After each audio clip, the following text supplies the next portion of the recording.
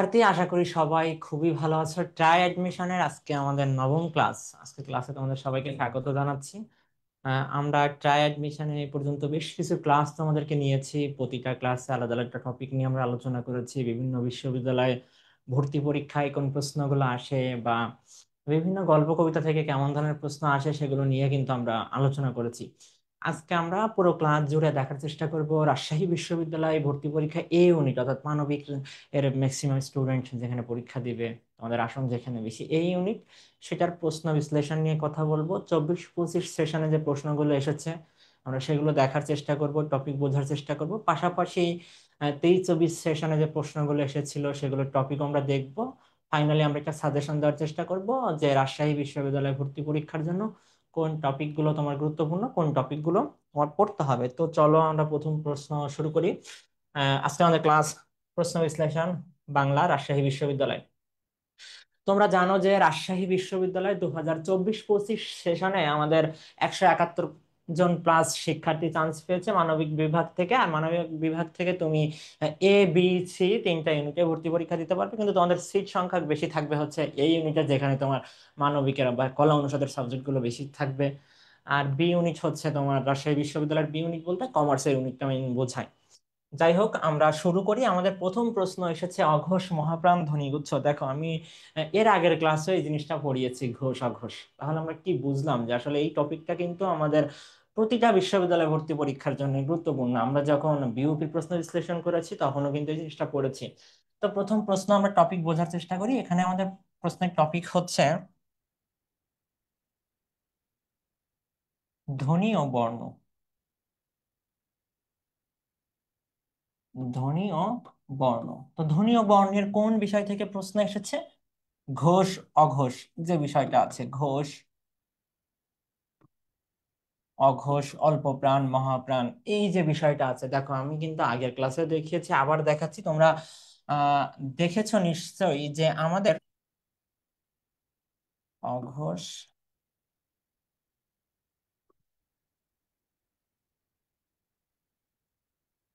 ঘোষ অল্প প্রাণ মহাপ্রাণ, অল্প প্রাণ মহাপ্রাণ আর নাসিক্য। তো অল্প প্রাণ মহাপ্রাণ আমরা একটু দেখার চেষ্টা করি। ক, খ, গ, ঘ, চ, ছ,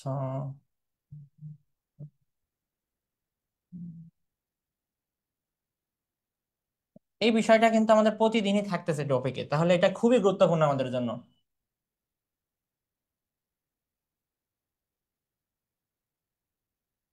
তো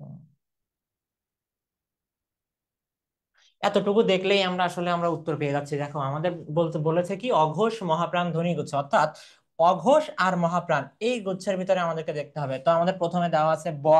আমরা কি ব, আচ্ছা আমরা ব লিখি নাই, ব, ব, ব, ব, ম। তো বয়ের ক্ষেত্রে যদি আমরা দেখি, ব আমাদের অঘোষ অল্প প্রাণ ধ্বনি, আমাদেরকে জিজ্ঞাসা করেছে অঘোষ মহাপ্রাণ, তাহলে এটা বাদ হয়ে যাচ্ছে। ভ যদি আমরা দেখি, ভ আমাদের অঘোষ মহাপ্রাণ ধ্বনি, কিন্তু এটা অল্প প্রাণ হওয়ার কারণে অপশন বাদ। পরবর্তী যেটা আছে আমাদের চ ছ, পূর্ববর্তী যেটা আছে চ ছ, চ এর ক্ষেত্রে যদি আমরা দেখি, চ হচ্ছে অঘোষ অল্প প্রাণ ধ্বনি, অঘোষ অল্প প্রাণ, এই জন্য আমাদের এই অপশনটা বাদ হয়ে যাবে।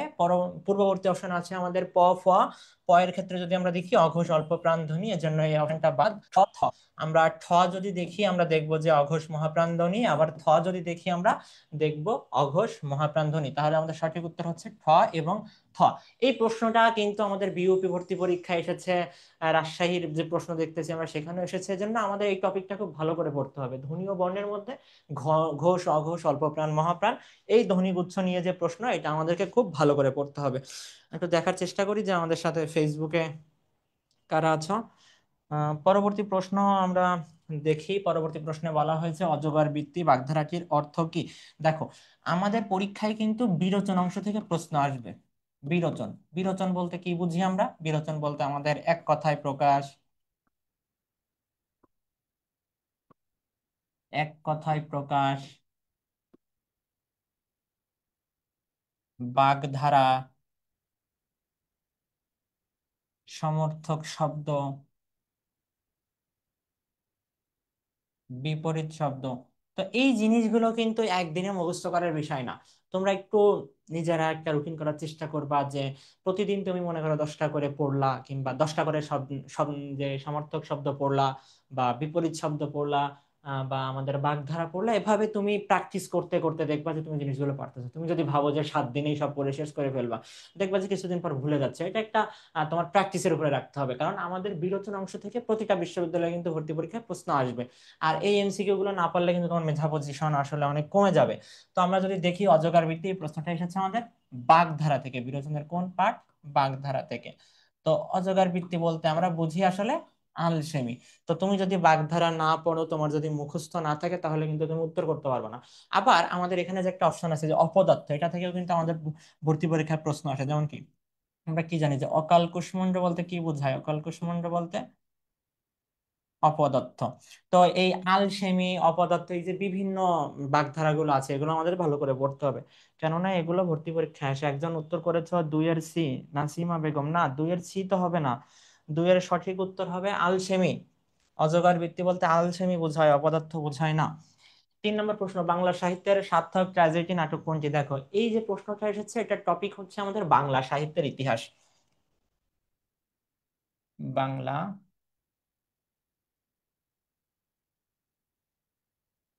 সাহিত্যের ইতিহাস, অর্থাৎ আমরা বইয়ের যে গল্প, কবিতা, নাটক, উপন্যাস পড়ছি, সেগুলো থেকে কিন্তু এই প্রশ্ন হয় নাই। এই প্রশ্নটা কিন্তু তার বাইরে থেকে এসেছে। তো আমরা যদি দেখি আমাদের ভর্তি পরীক্ষায় বাংলা সাহিত্যের বিভিন্ন প্রশ্ন আসে। যেমন ভর্তি পরীক্ষায় আসতে দেখা যায় যে বাংলা সাহিত্যের প্রথম উপন্যাস কোনটি? আমরা জানি যে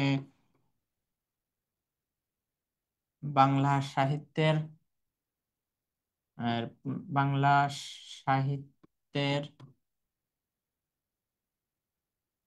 প্রথম উপন্যাস হচ্ছে আলালের ঘরের দুলাল। আলালের ঘরের দুলাল। আবার আমাদের ভর্তি পরীক্ষায় আমরা আসতে দেখি যে বাংলা সাহিত্যের প্রথম, বাংলা সাহিত্যের প্রথম সার্থক উপন্যাস কোনটি? সার্থক উপন্যাস সেটা হচ্ছে আমাদের দুর্গেশ নন্দিনী। দুর্গেশ নন্দিনী।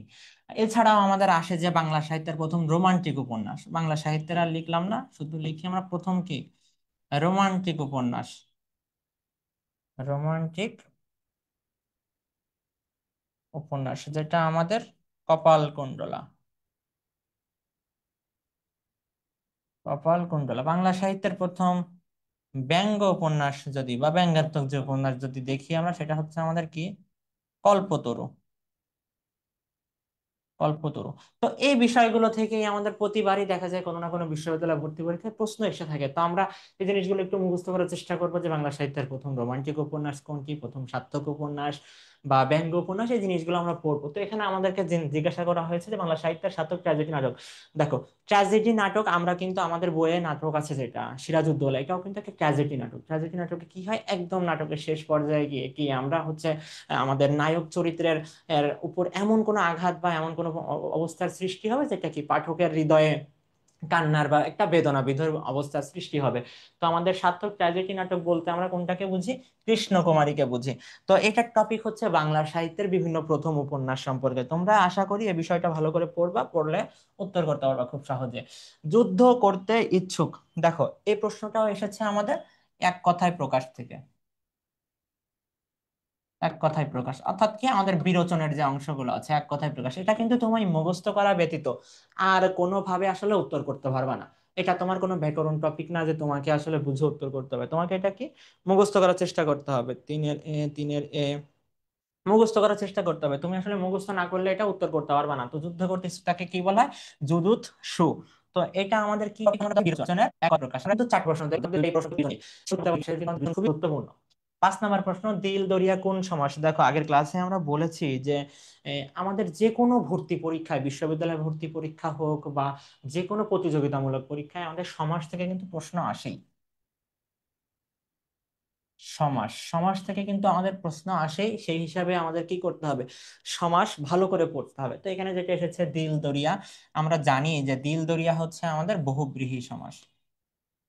বহুব্রীহি সমাস। তো তার ব্যাস বাক্য হচ্ছে দরিয়ার ন্যায়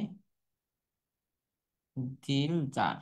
তো দরিয়া বলতে আমাদের সাগর বোঝায় বা সমুদ্র বলতে পারো, আর দিল হৃদয়।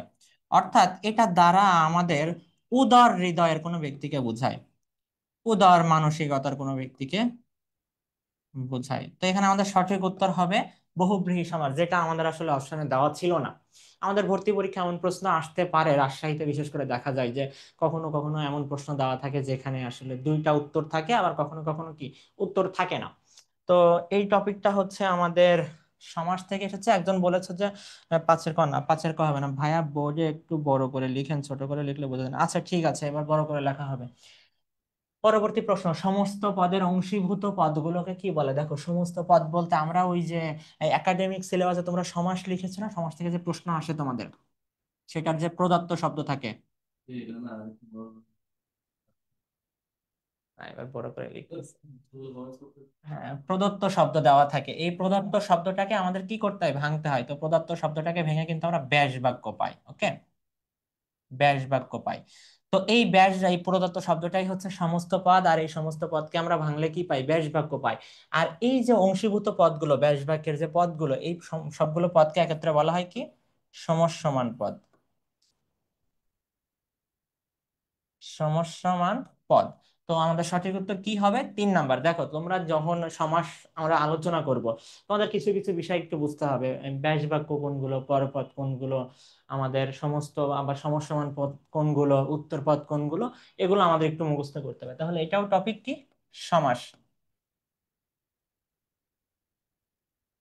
পরবর্তী প্রশ্ন, হ্যাঁ আমাদের রিয়ান আহমেদ উত্তর করেছো 6-এর গ, সঠিক উত্তর নাসিমা বেগম 6-এর গ। হ্যাঁ, এবার পরবর্তী প্রশ্ন আমরা দেখি, গঠনগত দিক থেকে তাহারই পরে মনে কোন ধরনের কবিতা? এই প্রশ্নটা কিন্তু আমাদের একদম টেক্সট বুক থেকে এসেছে। টেক্সট বুকের কি থেকে এসেছে? আমাদের গদ্য থেকে এসেছে, এই পদ্য থেকে এসেছে। পদ্য থেকে এসেছে। তো পদ্য কোনটা এসেছে? তাহারই পরে মনে। আমরা তাহারই পরে মনে কবিতা কি জানি?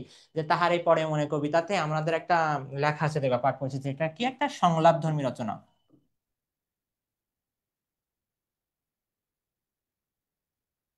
সংলাপ ধর্মী রচনা। সংলাপ ধর্মী রচনা কেন?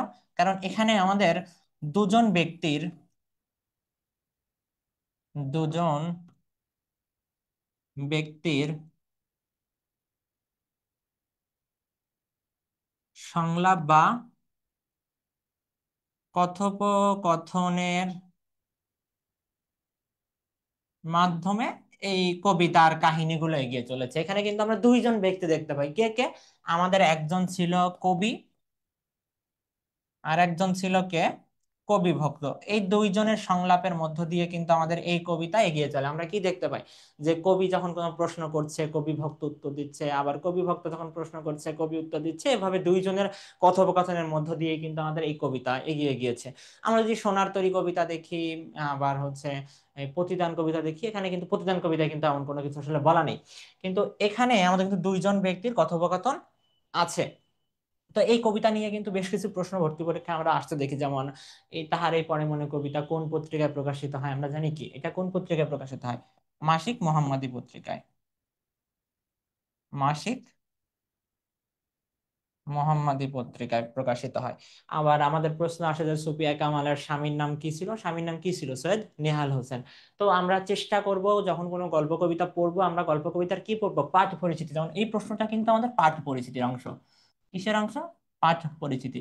তুমি যদি পাঠ পরিচিতি না পড়ো, তুমি যদি কবিতা খুব ভালো করে পড়ো, তুমি কিন্তু এই প্রশ্নের উত্তর করতে পারবে না।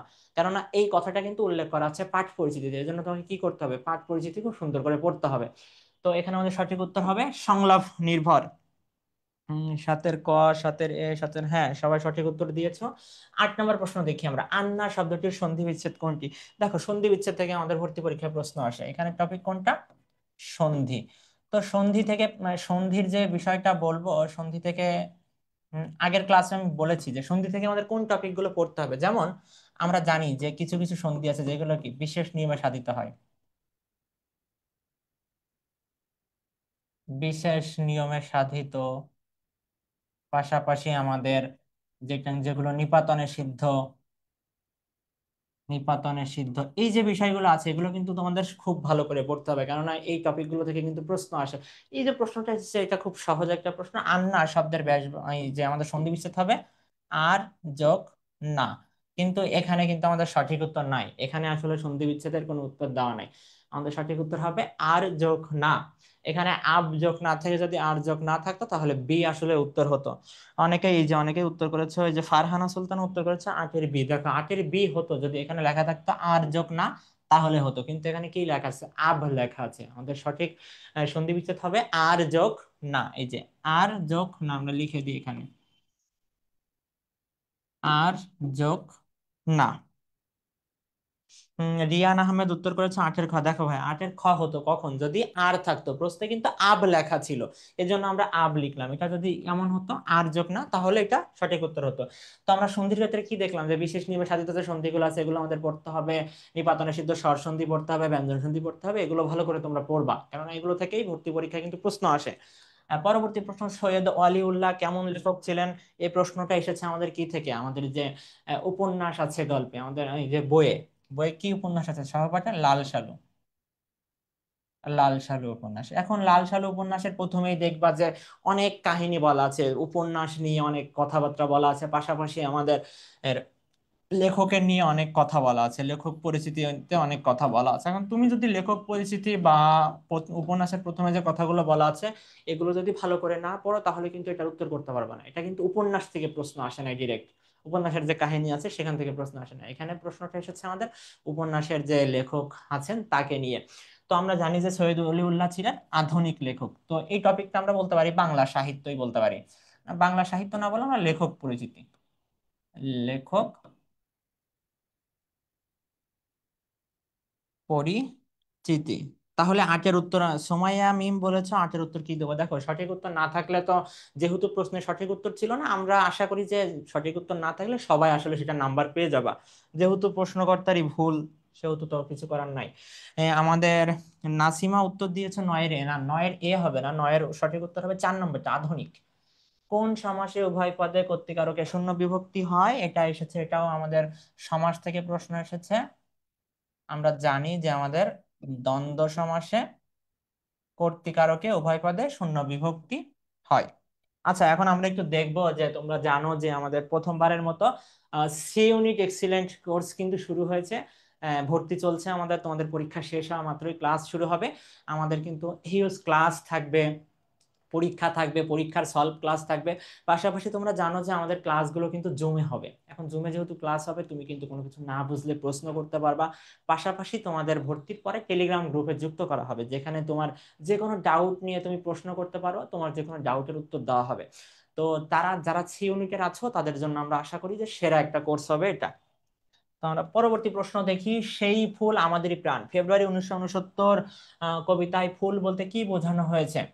প্রশ্নটা এসেছে আমাদের বোর্ড বইয়ের কি কবিতা থেকে, অর্থাৎ আমরা বলতে পারি যে পদ্য অংশ থেকে প্রশ্নটি এসেছে।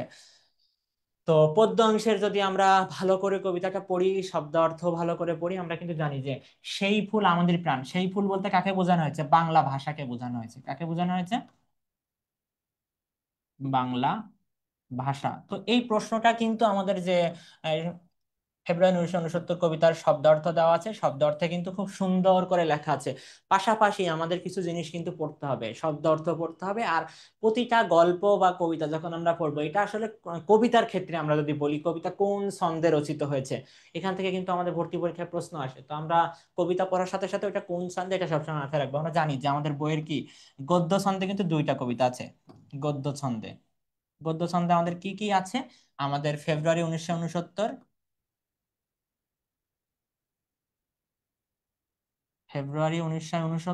আর আছে কি আমি কিংবদন্তির কথা বলছি। আমি কিংবদন্তির কথা বলছি।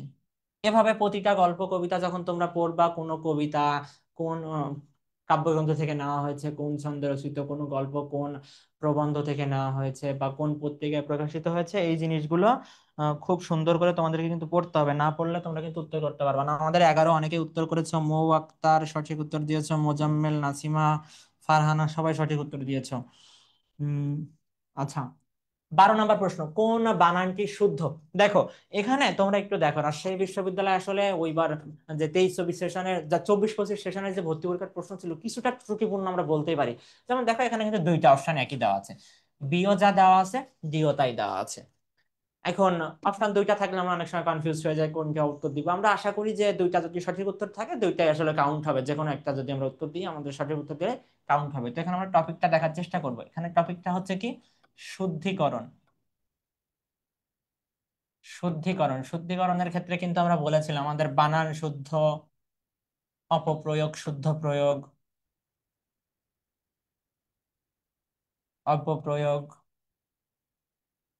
শুদ্ধ প্রয়োগ, পাশাপাশি আমাদের নত্যবিধান সত্যবিধানের যে প্রশ্নটা আছে, নত্যবিধান সত্যবিধানের, সেগুলো আমরা কি হিসাবে দেখবো, বানান শুদ্ধের বা শুদ্ধিকরণের টপিক হিসাবে দেখবো। তো এখানে কোন বানানটি শুদ্ধ? এখানে ইতপূর্ব বানান বি আর ডি একই দেওয়া আছে, আমাদের বানান সঠিক কোনটা, বিটা। বি আর ডি দুইটাই আসলে সঠিক উত্তর। মোজাম্মেল উত্তর দিয়েছো ডি। দেখো, এই যে মৌ আক্তারের উত্তরটা খুব সুন্দর হয়েছে, খ এবং ঘ, কারণ খ আর ঘ একই অপশন দেওয়া। দেখো, দর্শন শব্দের প্রকৃতি প্রত্যয় কোনটি? এই প্রশ্নটা এসেছে আমাদের প্রকৃতি প্রত্যয় থেকে। কি থেকে এসেছে? প্রকৃতি প্রত্যয়। তো আমরা যখন প্রকৃতি প্রত্যয় থেকে প্রশ্ন আসবে, তখন আমাদের কি কোন শব্দের যে মূল যেটা, সেটা চিহ্নিত করতে শিখতে হবে। আমরা যদি মূল ধরতে পারি, তাহলে এই প্রশ্নটা কিন্তু আমাদের বিগত বছরের যে এইচএসসির বোর্ড প্রশ্ন কিন্তু অনেকবার এসেছে। যদিও তোমরা শর্ট সিলেবাসে পড়ার কারণে কিন্তু তোমাদের বইয়ে ছিল না, তোমাদের টপিকের মধ্যে কিন্তু প্রকৃতি প্রত্যয় ছিল না। তো আমরা এখানে দর্শনের মূল শব্দ জানি আমরা দৃশ। দৃশ মানে কি, দেখা বোঝায়। তো এখানে আমাদের সঠিক উত্তর হবে প্রথমটা। 13 জি, 13 জি। পরবর্তী প্রশ্ন আমরা দেখি, বিদ্রোহী কবিতায় কোন পুরাণের উল্লেখ আছে? খুব সুন্দর একটা প্রশ্ন, বিদ্রোহী কবিতা। তাহলে এখান থেকে প্রশ্নটা এসেছে আমাদের পদ্য অংশ থেকে। বিদ্রোহী কবিতা আমাদের কি বইয়ের দ্বিতীয় কবিতা কিন্তু। বিদ্রোহী কবিতা কোন কাব্যগ্রন্থ থেকে নেওয়া হয়েছে? ভর্তি পরীক্ষায় আসে আমাদের। আমরা জানি কি, অগ্নিবীণা কাব্যগ্রন্থ থেকে কিন্তু বিদ্রোহী কবিতা নেওয়া হয়েছে, অগ্নিবীণা। আরেকটা প্রশ্ন আসে যে অগ্নিবীণার প্রথম কবিতা কোনটি? প্রলয় উল্লাস। প্রলয় উল্লাস এটা কি প্রথম কবিতা? কিসের কবিতা? অগ্নিবীণা কাব্যগ্রন্থের প্রথম কবিতা। এই প্রশ্নগুলো কিন্তু আসে আমাদের। তো আমরা যখন বিদ্রোহী কবিতা পড়বো, তখন কিন্তু আমরা দেখতে পাই যে ওখানে কিন্তু আমাদের ভারতীয় পুরাণ বলো, আরবীয় পুরাণ বলো, গ্রিক পুরাণ, সব পুরাণ থেকে কিন্তু তথ্য নেওয়া হয়েছে। কারণ ভারতীয় যদি আমরা দেখি, আমাদের শিবের কথা কিন্তু অনেকবার অনেক প্রসঙ্গে কিন্তু এসেছে। আমাদের আরবীয় যে মুঘল সাম্রাজ্যের যে আমাদের সাহসী যোদ্ধারা ছিল, তাদের কথা বলা আছে। গ্রিক পুরাণের আমাদের যে অ্যাপোলোর কথা বলা আছে, ইরিডিসের কথা বলা আছে, এরকম অনেক কথা কিন্তু বলা আছে। অর্থাৎ আমাদের কোন পুরাণের উল্লেখ আছে? সবগুলোই। সঠিক উত্তর কি হবে? সব কয়টি। আমরা যদি শব্দ অর্থগুলো ভালো করে পড়ি বা কবিতা ভালো করে পড়ি, দেখবো খুব সহজে এখানে উত্তর করতে পারবো আমরা। তো এই প্রশ্নটা এসেছে আমাদের কোন বিষয় থেকে? আমাদের গদ্য থেকে। অনেকেই উত্তর করেছে যে 4-এর গ না, 14-র গ হবে না, 14 ডি হবে।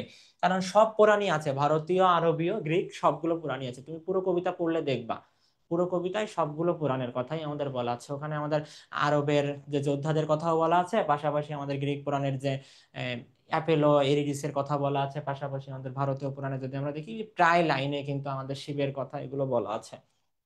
15 নম্বর প্রশ্ন, কোন বিশ্ববিদ্যালয় কবি জসীমউদ্দিনকে ডিলিট উপাধি প্রদান করে? দেখো, এই প্রশ্নটা এসেছে আমাদের কবি ও লেখক পরিচিতি থেকে।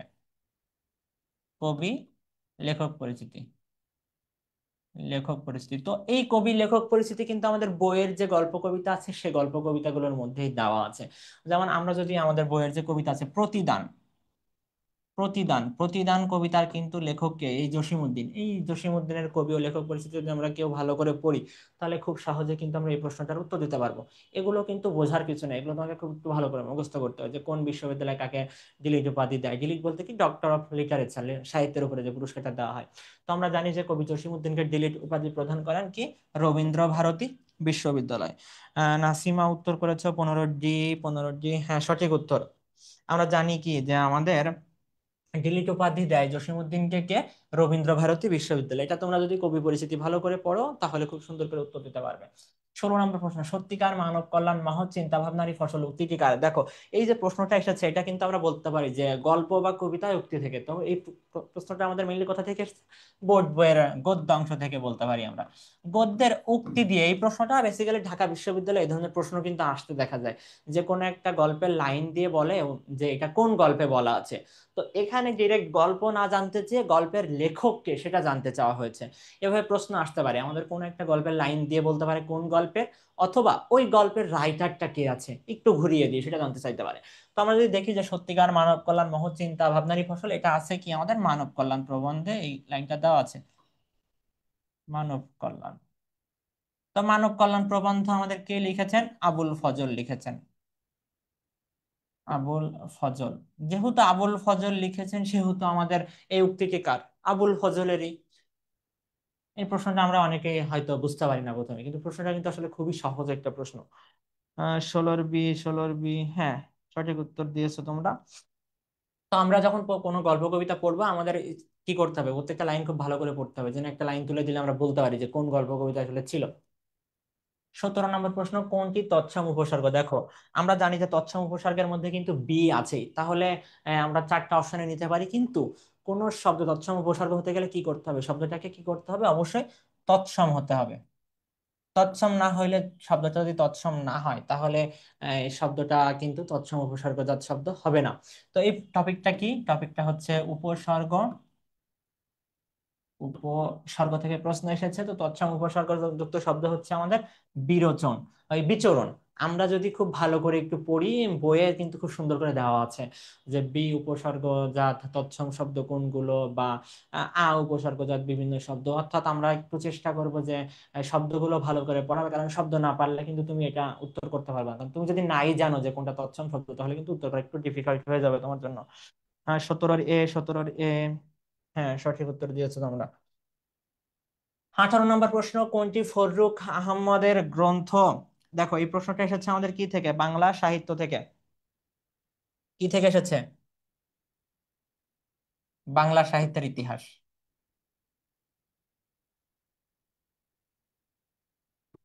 বাংলা সাহিত্যের ইতিহাস আমরা বলতে পারি। তো এটা আমরা বই পড়লে আসলে কেউ উত্তর করতে পারবো না, আমাদেরকে কি করতে হবে? খুব ভালো করে একটু পড়তে হবে। বিভিন্ন কবি আছে, উল্লেখযোগ্য কিছু কবি আছে, তাদের সম্পর্কে আমাদের পড়তে হবে। যেমন ফররুখ আহমেদ সম্পর্কে কিন্তু আমরা পড়বো। কারণ কি, ফররুখ আহমেদকে কি বলা হয় বলো তো? ফররুখ আহমেদকে বলা হয় মুসলিম রেনেসাঁর কবি। কি বলা হয়? মুসলিম আর রেনেসাঁর কবি। রেনেসাঁ বলতে কি? নবজাগরণ, অর্থাৎ মুসলিম নবজাগরণের কবি বলা হয় আমাদের ফররুখ আহমেদকে। ফররুখ আহমদের বেশ কিছু গ্রন্থ আমাদের ভর্তি ভর্তি পরীক্ষায় আসতে দেখা যায়, যার মধ্যে উল্লেখযোগ্য দুইটা আছে। যার মধ্যে একটা হচ্ছে কি সিন্দাবাদ, আর একটা আছে সিরাজাম মুনিরা। সিরাজাম মুনিরা, এই দুইটা গ্রন্থ কিন্তু খুব বেশি আমাদের আসে ফররুখ আহমেদ সম্পর্কে। তো আমরা অপশনগুলো একটু দেখি। আমাদের অগ্নিবীণা, আমরা জানি যে অগ্নিবীণা আমাদের কে লিখেছেন? কাজী নজরুল ইসলাম কিন্তু লিখেছেন, কাজী নজরুল। অর্থাৎ একটা অপশন আমরা খুব সহজেই বাদ দিতে পারবো। সিন্দাবাদ, সিন্দাবাদ আমাদের কে লিখেছেন? ফররুখ আহমেদ লিখেছেন। তার দুইটা গ্রন্থ থেকে আমাদের খুব বেশি প্রশ্ন আসবে, একটা হচ্ছে সিরাজাম মুনিরা আর একটা হচ্ছে সিন্দাবাদ। যেমন সোনালী কাবিন, সোনালী কাবিন আমাদের কে লিখেছেন? আল মাহমুদ লিখেছেন। আল মাহমুদ, আল মাহমুদের আরেকটা বিখ্যাত গ্রন্থ আমাদের ভর্তি পরীক্ষায় আসবে, বখতিয়ারের ঘোড়া। বখতিয়ারের ঘোড়া। প্রথম অপশনে কি আছে? আগুন পাখি। আগুন পাখি কে লিখেছেন? হাসান হাফিজুর।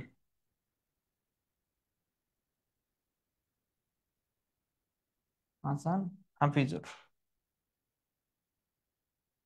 আচ্ছা, আমরা পরবর্তী প্রশ্নে যাই। পরবর্তী প্রশ্ন বলা হয়েছে তামার বিষ অর্থ কি? দেখো, আমরা কিন্তু আগেও দেখেছি বাগধারা থেকে প্রশ্ন এসেছে আমাদের। তো এই টপিকটা আমাদের কি এক বাক্যে আমরা বলতে পারি যে বিরোচনের যে অংশগুলো আছে সেখান থেকে এসেছে, কিন্তু এক্সাক্ট বলতে গেলে বাগধারা থেকে এসেছে। বাগধারা। তামার বিষ বলতে কি বোঝায়? অর্থের কুপ্রভাব। এটা কিন্তু খুবই সহজ একটা প্রশ্ন। এই তামার বিষ বলতে কি বোঝায় বা বাগধারা অর্থ কি, এটা কিন্তু বিগত বছরের বহু ভর্তি পরীক্ষায় এই প্রশ্নগুলো এসেছে। তোমরা যখন বিগত বছরের প্রশ্নগুলো সলভ করবে, দেখবে যে এটা আসলে পাচ্ছ। রাজশাহী বিশ্ববিদ্যালয় ভর্তি পরীক্ষাও কিন্তু আগে পরে এই প্রশ্ন থেকে প্রশ্ন, এই প্রশ্নটা কিন্তু রিপিট হয়েছে। মৌ আক্তার সঠিক উত্তর দিয়েছো, ফারহানা সুলতানা, নাসিমা বেগম, সবাই সঠিক উত্তর দিয়েছো। আমরা পরবর্তী প্রশ্ন দেখব, বেঁচে থাকার ইচ্ছাকে কি বলা হয়। দেখো, এই প্রশ্নটাও এসেছে আমাদের কি থেকে, বিরোচনের। বিরোচনের কোন টপিক থেকে এসেছে? এক কথায় প্রকাশ। এক কথায় প্রকাশ। এখন তোমাকে কি করতে হবে, এগুলো মুখস্থ করতে হবে। এক কথায় প্রকাশ, বাগধারা, এগুলো মুখস্থ করতে হবে। তুমি যদি এগুলো মুখস্থ না করো তাহলে তুমি উত্তর দিতে পারবে না। দেখি অনেকে উত্তর করতেছো, বিশের চিপস। হ্যাঁ, সঠিক উত্তর হচ্ছে কি হবে আমাদের, জি জি, বিশা। 21 নম্বর, দেখো আমরা, তোমরা জানো যে আমাদের বি ইউনিট এক্সেলেন্ট কোর্সের কিন্তু ক্লাস শুরু হচ্ছে 23 তারিখ থেকে। আর বেশি দিন বাকি নেই, খুবই দ্রুত ক্লাস শুরু হচ্ছে। আর তোমরা যদি বিগত বছরের আমাদের রেজাল্ট দেখো, 24-25 সেশনে আমাদের কিন্তু বহু শিক্ষার্থী আইন বিভাগে বলো, ইংরেজি বিভাগ, অর্থনীতি বিভাগ সহ অনেক বিভাগে কিন্তু আমাদের টপ স্টুডেন্ট আছে, যারা কিন্তু খুব ভালো রেজাল্ট করেছে। তোমরা আমাদের পেজে গেলে তাদের ফলাফল দেখতে পারবা, তাদের অ্যাডমিশন জার্নির গল্প শুনতে পারবা, তারা আসলে কিভাবে পড়েছে, আমাদের ক্লাসগুলো কতটা ইফেক্টিভ ছিল তাদের জন্য, বা আমাদের ডাইজেস্ট গুলো, সেগুলো কিন্তু তোমরা বিস্তারিত জানতে পারবা। তো আমাদের বিগত 3-4 বছরে যদি তুমি রেজাল্ট পর্যালোচনা করো, তাহলে দেখবা যে চান্সের হার, যেটা আমরা আসলে গর্ব করে বলতে পারি যে ঢাকা বিশ্ববিদ্যালয়ের ক্ষেত্রে আমাদের মতো আসলে ক্ষয় ইউনিটের চান্সের হার অনলাইন কোনো প্রতিষ্ঠান আসলে নাই। এটা তুমি বিগত বছরের ভর্তি পরীক্ষার রেজাল্ট গুলো দেখলে তুমি আসলে দেখতে পাবে।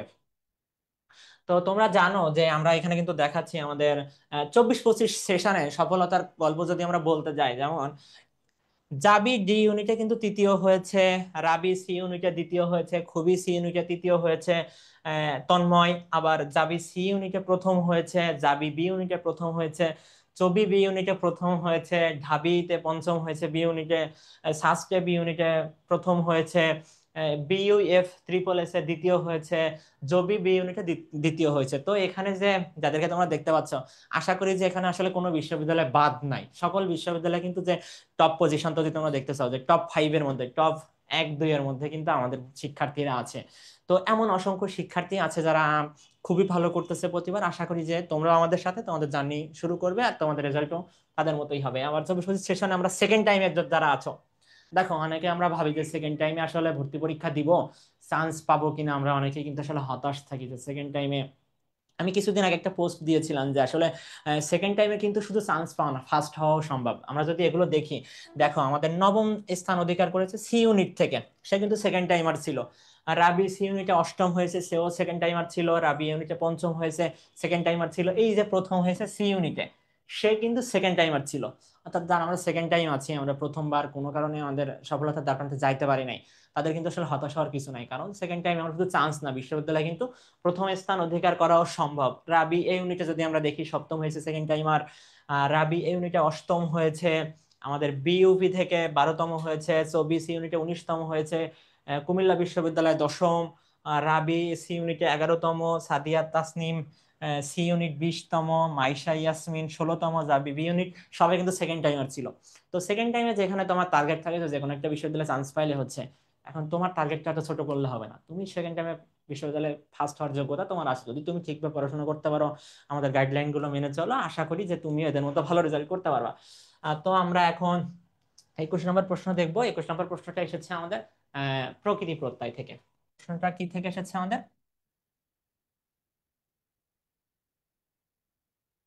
প্রকৃতি প্রত্যয় থেকে। তো প্রকৃতি প্রত্যয়ের যে প্রশ্নটা এসেছে, আমাদের প্রকৃতি প্রত্যয়ের একটা অংশ আছে, একটা হচ্ছে আমাদের কি কৃত প্রত্যয়, আরেকটা হচ্ছে কি তদ্ধিত প্রত্যয়। আবার সংস্কৃত কৃত প্রত্যয়, সংস্কৃত তদ্ধিত প্রত্যয়। তো এই প্রশ্নটা এসেছে আমাদের সংস্কৃত তদ্ধিত প্রত্যয় থেকে। সংস্কৃত তদ্ধিত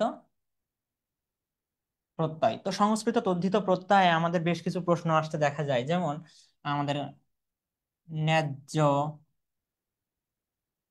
ন্যায় যোগ জ, আমরা যদি লিখি পার্বত্য, পর্বত যোগ জ, আমরা যদি লিখি আলস্য, অলস যোগ জ। অর্থাৎ আমাদের যে উম, এই যে প্রশ্নগুলো আছে, যে উদাহরণগুলো আমরা দেখতেছি, এমন টাইপের অনেক উদাহরণ থেকে কিন্তু আমাদের ভর্তি পরীক্ষায় প্রশ্ন আছে। তো এখানে যে সাহিত্য এই শব্দটার আমরা যদি প্রকৃতি প্রত্যয় করি, তো আমাদের কি হবে? সহিত যোগ জ। আমাদের যক, আবার যত, এই যে অনুবন্ধন গুলো আছে, এগুলো কিন্তু আমাদের সংস্কৃত তদ্ধিত প্রত্যয়ের ক্ষেত্রে, বাংলা তদ্ধিত প্রত্যয় যখন আসে তখন কিন্তু অন্তর্জ হয়ে যায় অনেক ক্ষেত্রে। তো আমাদের এখানে সঠিক উত্তর হবে সহিত যোগ জ। এটা ছিল আমাদের কি প্রকৃত প্রত্যয় থেকে। দেখি আমাদের অনেকে উত্তর করছো। 21-এর বি, নাসিমা বেগম উত্তর করেছো, ফারহানা, মৌ, সুমাইয়া, সবাই সঠিক উত্তর দিয়েছো। আমরা একটু এই প্রশ্নটা দেখি যে আবুল ফজলের লেখা উপন্যাস কোনটি। দেখো চারটা উপন্যাস দেওয়া আছে এখানে। আবুল ফজল, দেখো এই প্রশ্নটা সাহিত্য থেকে প্রশ্ন এসেছে, কিন্তু আবুল ফজল কি আমাদের বইয়ের যে গল্প আছে, প্রবন্ধ, মানব কল্যাণ, সেটা কিন্তু তিনি আছেন। সেহেতু এই প্রশ্নটা কিন্তু আমরা টেক্সট বইয়ের বাইরে বলতে পারি না, টেক্সট বইয়ে কিন্তু তার সম্পর্কে আলোচনা আছে। এটা তাহলে কি থেকে এসেছে? আমাদের লেখক পরিচিতি থেকে। লেখক পরিচিতি, পরিচিতি। তো আমাদের এখানে চারটা অপশন দেওয়া আছে, আমরা চারটা অপশনই সিরিয়ালি আসলে দেখার চেষ্টা করব। প্রথম যে অপশনটা আছে গৃহদাহ, আমরা জানি কি আমাদের শরৎচন্দ্র কিন্তু শরৎচন্দ্র লিখেছেন গৃহদাহ। ওকে। পরবর্তী যেটা আছে আমাদের যোগাযোগ, যোগাযোগ লিখেছেন আমাদের কবিগুরু রবীন্দ্রনাথ ঠাকুর। রবীন্দ্রনাথ ঠাকুর। আমরা যদি দেখি খোয়াবনামা, খোয়াবনামা কে লিখেছেন? আমাদের আখতারুজ্জামান ইলিয়াস। আখতারুজ্জামান ইলিয়াস। আর একটাই বাকি থাকে, তাহলে সঠিক উত্তর কি? এটাই হবে। এখন আমরা দেখি আবুল ফজল কি কি লিখেছেন। চৌচির, রাঙা প্রভাত, এগুলো কিন্তু তার লেখা। পাশাপাশি তার একটা উল্লেখযোগ্য গ্রন্থ আছে কি? মানবতন্ত্র। মানবতন্ত্র, এই মানবতন্ত্র থেকেই কিন্তু মানব কল্যাণ নেওয়া হয়েছে। ওকে। তো আমরা যখন কোনো বইয়ের গল্প কবিতা পড়বো, আমরা চেষ্টা করবো কি কবি ও লেখক পরিস্থিতি আমাদের ভালো করে পড়তে হবে, কেননা কবি ও লেখক পরিস্থিতি থেকে আমাদের প্রশ্ন আসতে পারে। আমাদের মোজাম্মেল সঠিক উত্তর দিয়েছো, সোমাইয়া সঠিক উত্তর দিয়েছো। আহ ফারহানা 22-এর গ, না 22-এর গ হবে না, খোয়াবনামা আখতারুজ্জামান ইলিয়াস লিখেছেন, খোয়াবনামা আবুল ফজল লিখে নাই। 23 নম্বর প্রশ্ন, শেষ লেখা কাব্যগ্রন্থের রচয়িতা কি? আমরা জানি যে আমাদের শেষ লেখা কে লিখেছেন? আমাদের কবিগুরু রবীন্দ্রনাথ ঠাকুর। এটাও কিন্তু আমাদের কি লেখক পরিচিতি থেকে এসেছে, আমাদের বইয়ে কিন্তু সে সম্পর্কে বলা আছে। প্রশ্নটা কি থেকে এসেছে? লেখক পরিচিতি। তো লেখক পরিচিতির কোন অংশ থেকে এসেছে? যে আমাদের সাহিত্যিকদের উপন্যাস, নাটক, এগুলো থেকে, কাব্যগ্রন্থ। তো শেষ লেখা আমাদের কে লিখেছেন? রবীন্দ্রনাথ ঠাকুর। আমরা জানি যে এটা কিন্তু কি তার মৃত্যুর পরে প্রকাশিত একটি কাব্যগ্রন্থ। তো এখানে সঠিক উত্তর কি হবে? আমাদের রবীন্দ্রনাথ ঠাকুর। 23-এর ক সঠিক উত্তর দিয়েছে অনেকে। আচ্ছা, প্রভাতে উঠিল রবি, লোহিত বরণ কোন কারকে কোন বিভক্তি? এই প্রশ্নটা কিন্তু আমি আহ, কয়েকদিন আগেও সলভ করেছি ক্লাসে, তাই না? কয়েকদিন আগেও কিন্তু সেম প্রশ্ন ছিল। বিউপি ভর্তি পরীক্ষা বা বিশ্ববিদ্যালয়ে আমাদের ব্যাকরণের প্রশ্ন কেমন হয়, তখন দেখার সময় কিন্তু এটা সলভ করেছে। এটা কোন টপিক থেকে এসেছে? আমাদের কারক ও বিভক্তি। এটা কিন্তু আমাদের একাডেমিকের সিলেবাস ভুক্ত একটা টপিক। আমরা জানি কি যখন কোনো ক্রিয়া সংগঠনের কি সময় বলা হয়, তা কোন সময়ে কাজটা ঘটেছে, সকালে, বিকালে, দুপুরে, রাতে, এমন বুঝালে আমাদের কি হয়? অধিকরণ কারক হয়। অধিকরণ কারক। ওকে। অধিকরণ কারক। তো আমাদের প্রভাতে কি একটা সময় বোঝাচ্ছে, অর্থাৎ সকালবেলা, তাহলে অধিকরণ কারক এখানে সময় বোঝাচ্ছে। অধিকরণে সপ্তমী। 24 ডি, 24, হ্যাঁ সঠিক উত্তর দিয়েছে অনেকেই। 25 নম্বর প্রশ্ন, কোনটি সঠিক? দেখি এই প্রশ্নটার উত্তর যারা সঠিক উত্তর দিতে পারো। এই প্রশ্নটা এসেছে আমাদের কি থেকে? শুদ্ধিকরণ। শুদ্ধিকরণের মধ্যে কোনটা? বানান শুদ্ধিকরণ। দেখি আমাদের সঠিক উত্তর কে কে দিতে পারো। আমরা একটু যারা উত্তর করতেছো দেখি। 25-এর এ, 25-এর এ হচ্ছে সম্মানিত। ওকে, সুন্দর উত্তর। 25-এর এ। হুম। দেখো এই প্রশ্নটা একটু জটিল। একটু জটিল বলতে কি, এখানে আসলে আমাদের দুইটা বানান সঠিক আছে, দুইটা অপশন সঠিক আছে। যেমন সম্মানিত শব্দটা যেমন সঠিক, সম্মাননীয় এই শব্দটাও কিন্তু আসলে সঠিক, এটা কিন্তু ভুল না। এই শব্দটাও সঠিক, আমাদের ভুল হচ্ছে শেষের দুইটা। তো আমাদের এখানে সঠিক উত্তর কিন্তু দুইটা। আমরা যে শুধু বলবো সম্মানিত, ঠিক শুধু সম্মানিত না, কিন্তু সম্মানিত যেমন ঠিক, সম্মাননীয় এটাও ঠিক। এই যে নাসিমা বেগম সঠিক উত্তর দিয়েছে ইও বি। আমাদের এমন উত্তরই আমরা চাচ্ছিলাম। আমাদের সঠিক উত্তর কি? এখানে দুইটা, সম্মানিত শব্দটাও ঠিক, সম্মাননীয় শব্দটাও ঠিক। তাহলে এটা এসেছে শুদ্ধিকরণ থেকে। শুদ্ধিকরণের কোন টপিক? বানান শুদ্ধিকরণ থেকে। 26 নম্বর প্রশ্ন। তোমাদের সবার প্রিয় একটা কবিতা আছে, আমরা জানি বইয়ে, সোনার তরী, কম বেশি সবাই খুব বেশি পড়েছো। তো এটা আমাদের কোন টপিক থেকে এসেছে তাহলে? পদ্য থেকে। পদ্মর কোন অংশ থেকে এসেছে? সোনার তরী কবিতায় যাহা লয়ে সিনু বলে বলতে কি বোঝানো হয়েছে? আমরা যদি কবিতা ভালো করে দেখি, তো সোনার তরী কবিতাটা কি আমাদের? রূপক কবিতা। আমরা কিন্তু সবাই কম বেশি জানি যে সোনার তরী কবিতাকে কি রূপক কবিতা বলা হয়। রূপক কবিতা কি আমাদের একটা আহ আক্ষরিক অর্থ থাকবে আর একটা নিহিতার্থ থাকবে রূপক কবিতায়। তা আমাদের সোনার তরী কবিতায় যে কৃষক থাকেন, কৃষককে আমরা রূপক অর্থে বলতে পারি কবি। আর যে সোনার ধান থাকে, সোনার ধানের কথা বলা থাকে, সোনার ধানকে কিন্তু আমরা রূপক অর্থে বলতে পারি কি? কবির সৃষ্টিকর্ম। সৃষ্টি কর্ম। তো এই যে লাইনে বলা হয়েছে সোনার তরী কবিতায় যাহা লয়ে সিনু বলে, যাহা লয়ে সিনু বলে বলতে কি আমাদের কৃষকের সোনার ধান নিয়ে যে তিনি যে সময় অতিবাহিত করেছে সেই জিনিসটার কথা বলা আছে। তো সোনার ধান বলতে আমরা কি বুঝি? যে আমাদের কবির সৃষ্টিকর্মগুলো। তো এই সৃষ্টিকর্মগুলো বা সোনার ধান কি ছিল? তার বেঁচে থাকার একটা অবলম্বন ছিল। তো সঠিক উত্তর কি হবে আমাদের? 2 নম্বর সঠিক উত্তর হবে। দেখি আমাদের কে কে সঠিক উত্তর দিয়েছ। হ্যাঁ, নাসিমার উত্তর সঠিক। উত্তর আমাদের কি হবে? বি হবে। 27 নম্বর প্রশ্ন, নৈসর্গিকের বিপরীত শব্দ কি? দেখো আমরা কিন্তু বিরোচন অংশ থেকে হিউজ প্রশ্ন পাচ্ছি, রাজশাহীতে আসতে দেখতেছি আমরা। তো এই প্রশ্নটার আমাদের টপিক কি তাহলে? বিপরীত শব্দ, অর্থাৎ বাংলা বিরোচনের প্রশ্ন। তো নৈসর্গিক বলতে আসলে আমরা কি বুঝি? নৈসর্গিক মানে কি? প্রাকৃতিক বা ন্যাচারাল জিনিস যেটা বুঝি। নৈসর্গিক বলতে আমরা কি? প্রাকৃতিক বুঝি। তো প্রাকৃতিকের আসলে বিপরীত শব্দ কি হইতে পারে? স্বাভাবিক বলতে কি বোঝায়? স্বাভাবিক বলতে তো প্রাকৃতিক বিষয়ই বোঝায়। আর যখন আছে নৈশ বলতে কি? আমরা আর রাতের কোনো কিছু বুঝি। নৈতিক বলতে কি? অর্থাৎ ভালো কাজের কোনো কিছু বা সদ্গুণাবলী এমন কিছু আমরা বুঝি। কৃত্রিম, এটাই হচ্ছে কি আমাদের সঠিক উত্তর হবে। কারণ কি নৈসর্গিক বলতে প্রাকৃতিক কোনো কিছু বুঝি, মানে ন্যাচারাল, আর আর্টিফিশিয়াল মানে কি? কৃত্রিম। তাহলে আমাদের সঠিক উত্তর কি হবে? কৃত্রিম। 27-এর সঠিক উত্তর হবে সি। আমাদের আজকের শেষ প্রশ্ন এটা। এটা হচ্ছে আমাদের কি থেকে এসেছে? সমার্থক শব্দ। সমার্থক শব্দ আমরা আগেও বলেছি যে সমার্থক শব্দের ক্ষেত্রে তোমাদেরকে কিছু কিছু শব্দের সমার্থক শব্দ খুব ভালো করতে হবে। যেমন সূর্য, পৃথিবী, পানি, আগুন, বাতাস, এগুলা একটু ভালো করে পড়বা। আগে এগুলো শেষ করো, পরে অন্যগুলো পড়ো। এগুলো সমার্থক শব্দ তোমাকে ভালো করে জানতে হবে, তাহলে দেখবা যে ভর্তি পরীক্ষায় খুব সহজে উত্তর করতে পারতেছো। ওকে। তো আমাদের এখানে বালাকের সমার্থক শব্দ হচ্ছে কি? সূর্য। তো এই ছিল আমাদের 28টা প্রশ্ন রাবি এই ইউনিটে। এবার যে প্রশ্নগুলো এসেছে, এখন আমরা এই টপিকগুলো দেখবো যে আসলে কোন টপিক থেকে কতগুলো প্রশ্ন এসেছে। চলো প্রথম আমরা যদি দেখি, পদ্য থেকে প্রশ্ন এসেছে 4টা, কবি ও লেখক পরিচিতি থেকে 4টা প্রশ্ন এসেছে। তাহলে আমরা কি বলতে পারি? রাজশাহী বিশ্ববিদ্যালয়ে ভর্তি পরীক্ষার জন্য আমাদের কবি লেখক পরিচিতি ভালো করে পড়তে হবে। কবি লেখক পরিচিতি না পড়লে কি তুমি আসলে খুব ভালো করে উত্তর করতে পারবা না। সমাজ থেকে 3টি প্রশ্ন এসেছে, সাহিত্য থেকে 3টা প্রশ্ন এসেছে। এই সাহিত্য বলতে কি আমাদের টেক্সট বইয়ের বাইরের যে সাহিত্য সেগুলো থেকে প্রশ্ন এসেছে। প্রকৃতি প্রত্যয় থেকে 2টি, শুদ্ধিকরণ থেকে 2টি, বাগধারা থেকে 2টা, গদ্য থেকে একটা, সন্ধি থেকে একটা, ধ্বনি বর্ণ থেকে একটা, এক কথায় প্রকাশ থেকে 2টা, বিপরীত থেকে একটা, সমার্থক শব্দ থেকে একটা, এবং কারক ও বিভক্তি থেকে একটা। তো আমরা যদি বিরোচনের পাঠগুলো দেখি, যে বাগধারা থেকে 2টা, সমার্থক একটা, বিপরীত একটা, এক কথায় প্রকাশ 2টা, অর্থাৎ 6টা প্রশ্নই কিন্তু এসেছে কি আমাদের বিরোচন অংশ থেকে। অর্থাৎ রাজশাহী বিশ্ববিদ্যালয়ের জন্য তোমরা যারা ভর্তি পরীক্ষা দিবে, তোমাদের অবশ্যই বিরোচনের পাঠগুলো খুব ভালো করে পড়তে হবে। কারণ বিরোচন না পড়লে দেখা যাচ্ছে যে তুমি অনেকগুলো প্রশ্নের উত্তর করতে পারবে না। তো এটা 1-2 দিনে মুখস্থ করার বিষয় না, তোমাকে কন্টিনিউয়াসলি পড়ে যেতে হবে। আজকে একটু, কালকে একটু, এভাবে করতে করতে একটু রুটিন সাজিয়ে পড়তে হবে। তো বিরোচন পাঠটা কিন্তু তোমাদের রাজশাহী বিশ্ববিদ্যালয়ের জন্য খুবই গুরুত্বপূর্ণ। এখন আমরা, তোমরা জানো যে আমাদের কোর্সে যারা ভর্তি হবে তাদেরকে কিন্তু আমরা 3টা প্রিন্টেড ডাইজেস্ট দিচ্ছি। তো এই ডাইজেস্ট গুলো আসলে কি?